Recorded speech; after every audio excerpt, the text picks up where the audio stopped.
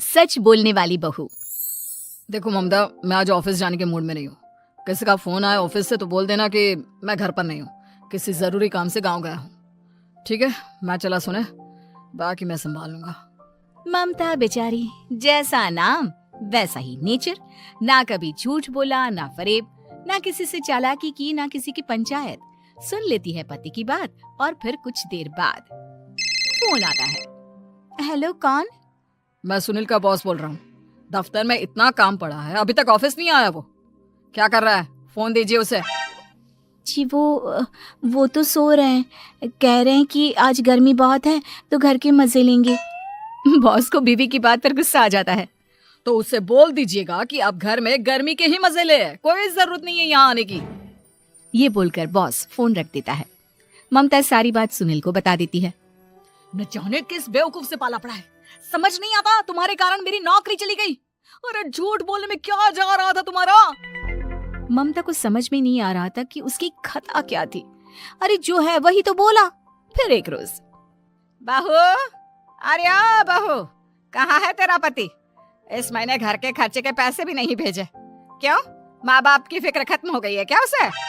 पाए लागू माँ जी, वो ये बोल रहे थे कि माँ को क्या है, घर का राशन, खेत का पैसा, मवेशी का दूध, फिर भी न जाने क्यों मेरे सर पर भार देकर बैठी है। तभी सुनील ममता के मुंह पर हाथ रख देता है। क्या रे कलमुँह है, हटा बहू के मुंह से हाथ। अरे क्या क्या बोलता है तू? वो तो इसकी झूठ बोलने की आदत नहीं है, इसलिए पता चल रहा है। देख मेरी सास कितनी शरीफ है। हाँ, तेरी माँ तो मोहल्ले की बदमाश है ना, और तेरी सास शरीफ है। बेटा ममता को देखता है और गुस्से से बोलता है। अब खड़ी खड़ी देख क्या रही हो? और भी कुछ कहना है क्या? माँ आई है ना, जाकर छाछ ले आ ठंडी वाली। ममता अंदर चली जाती है। माँ, इसके सच बोलने की आदत के कारण मेरी नौकरी जाते जाते रह गई। वो तो मैंने अगले दिन जाकर पैर पकड़ लिए मालिक के, नहीं तो। सब जानता है बहू की आदत नहीं है झूठ बोलने की, तो तू शांत क्यों नहीं रहता? क्यों उसे झूठ बोलने को बोलता है? फिर एक रोज, बहू, जा अपनी पड़ोसन के पास और उससे बोल कि वो लाल वाली साड़ी जो उसने नए साल की पार्टी में पहनी थी, तुझे वो चाहिए। ना माँ जी, मुझे नहीं चाहिए। वैसे भी कल जिस शादी में जाना है ना, वहाँ के लिए तो मेरे पास काली साड़ी है। सास सर पर हाथ रखकर, अरे बुद्धू, मुझे चाहिए साड़ी। वैसे भी तुम लोगों में तो साड़ी का लेन देन चलता है ना, तेरी भी तो उसने पहनी थी ना। हाँ माँ जी, वो क्या है ना, हम दोनों के कपड़े एक दूसरे को आ जाते हैं। मैं ले आती हूँ आपके लिए साड़ी। बहू पड़ोसन के पास जाती है। कैसी हो निर्मला, तेरी लाल साड़ी चाहिए थी। क्यों? तू तो बोल रही थी कि तेरे पास काली वाली साड़ी है, तू वही पहनेगी, फिर लाल का क्या करेगी? अरे मैं तो काली ही पहनूंगी, लेकिन मेरी सास ने देखी थी तेरी लाल साड़ी, वो नए साल की पार्टी में तूने पहनी थी ना, तो इसलिए वो मांग रही है। ये सुनकर पड़ोसन थोड़ा परेशान हो जाती है। देख ममता, तेरे लिए तो मैं एक बार को साड़ी दे भी देती, लेकिन तेरी सास के लिए नहीं। वो क्या है ना, तू तो जानती है कितनी गंदी आदत है तेरी सास की। खाया पिया सब कपड़े पर ही पोंछ देती है। मेरी लाल साड़ी बहुत महंगी वाली है, पता चले उस पर हल्दी तेल का निशान लगा हो। ममता घर आ जाती है खाली हाथ, ममता को देखकर। नहीं दीना उसका लूटी ने साड़ी, अब आए तुझसे लेने तेरा सामान, अच्छे से बताती हूँ। माँ जी, वो क्या है ना, मुझे तो वो दे रही थी, लेकिन आपके नाम पर नहीं दी। अरे किसने बोला था मेरा नाम लेने को? बोल देती तुझे पहनना है, लेकिन ना, तू तो ठहरी सच की देवी। न जाने सास क्या सोचती है और हंसने लगती है। अरे माँ, क्या हो गया? क्या सोचकर हंस रही है? याद है जब बहू को देखने गए थे? हाँ बस सही बात है। याद आ गया कैसे मेरी सास बाजार के खाने को बोल रही थी कि ममता ने बनाया है। और बहू ने आकर सब बता दिया कि ये सारा खाना तो बाजार से आया है, वो भी कल्लू हलवाई की दुकान से। ममता दोनों की बात सुन रही थी। हाँ माँ जी, वो कल्लू हलवाई का ही था।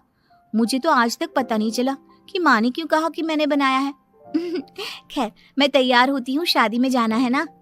पूरा परिवार शादी में जाता है, जहाँ खाना वाना खाकर सभी बैठे होते हैं कि एक औरत ममता की सास से कहती है, क्या बात है बहन जी, मेरी आपकी बात हुई थी तो आप तो बोल रही थी कि लाल साड़ी पहनने वाली हैं, तो मैंने ये काली पहन ली। पता होता कि आप लाल नहीं पहन रही हैं तो मैं ही अपनी लाल पहनाती। अच्छा जी, तो इसलिए पूछा जा रहा था। अरे इतनी साड़ियां हैं कि क्या बताऊं। मैंने सोचा तो था, पर ये सामने दिख गई तो यही पहन लिया। अच्छा, मेरी तो तैयारी काफी दिन से चल रही थी, फिर भी आज ऐसा लग रहा है कि ठीक से तैयार नहीं हुई मैं। तभी आ जाती है हमारी सच्ची बहू, ममता बहू। आंटी जी, वो क्या है ना, पड़ोसन की लाल साड़ी माँ जी को पहननी थी, लेकिन आप तो जानती है माँ जी की आदत, सारा खाया पिया कपड़ों पर ही पोंछ देती है।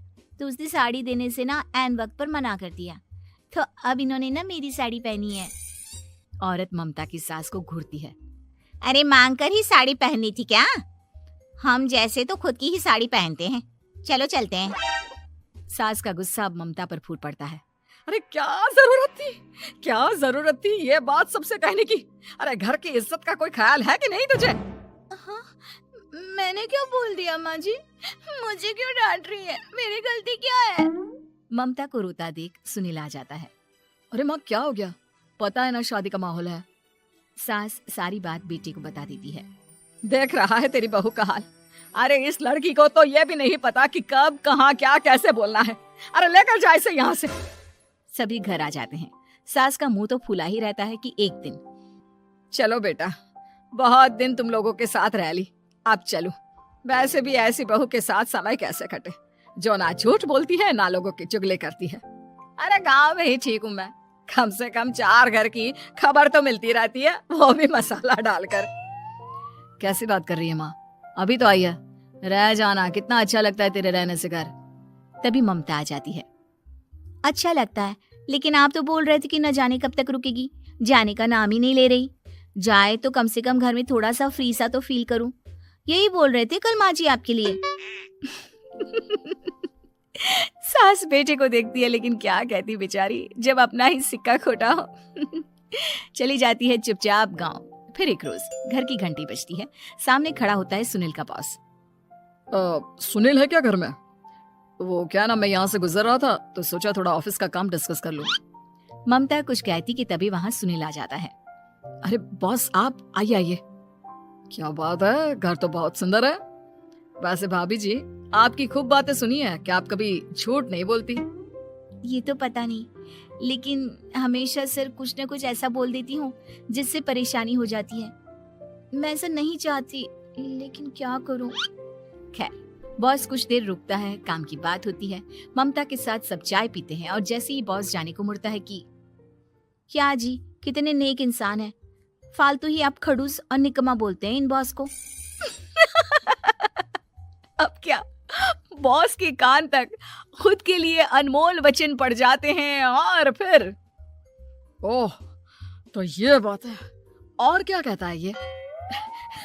अरे बॉस, आप भी किसकी बात पर विश्वास कर रहे हैं? अरे इससे तो ये भी नहीं पता कि आलू प्याज कहाँ रखा है। अरे ये क्या जाने क्या बोलना है क्या नहीं बोलना है। मतलब जो मुंह में आ रहा है बोले जा रहा है। भाभी जी आप बताइए। नहीं बॉस, लग रहा है कि कुछ गलत बोल गई मैं। वैसे ये सिर्फ इतना ही बोलते हैं कि आप में कोई टैलेंट है ही नहीं, आपकी नौकरी इन्हीं के कारण तो बची हुई है। अरे अब बस कर ले अम्मा, अब क्या करवा कर मानेगी, बड़ी मुश्किल से तो नौकरी बची थी मेरी। सही कहा, बची थी लेकिन अब निकल गई। तेरे टैलेंट के भरोसे चल रही है ना मेरी नौकरी, अब देख तू। अच्छा, तो आप भी यही मानते हैं? वैसे ये बात तो है, सुनील काफी टैलेंटेड है। बॉस चला जाता है। सुनील सर पकड़कर बैठ जाता है।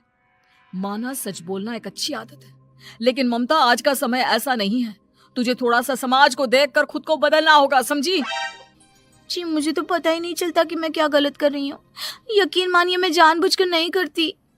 सुनील सोच लेता है कि वो किसी न किसी तरह अपनी बीवी के इस भोलेपन का इलाज करके रहेगा, लेकिन सवाल ये कि कैसे का जवाब अब मिल जाता है। और फिर एक रोज ममता की माँ आती है। ममता, तुझे तो पता है तेरे पापा का काम ठीक नहीं चल रहा है, कुछ पैसों की जरूरत थी, तेरे पास हो तो मदद कर दे बेटा।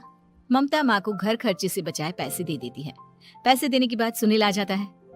अरे सासू माँ, आज यहाँ कैसे आना हुआ? नहीं बेटा, वो ममता की याद आ रही थी ना तो आ गई।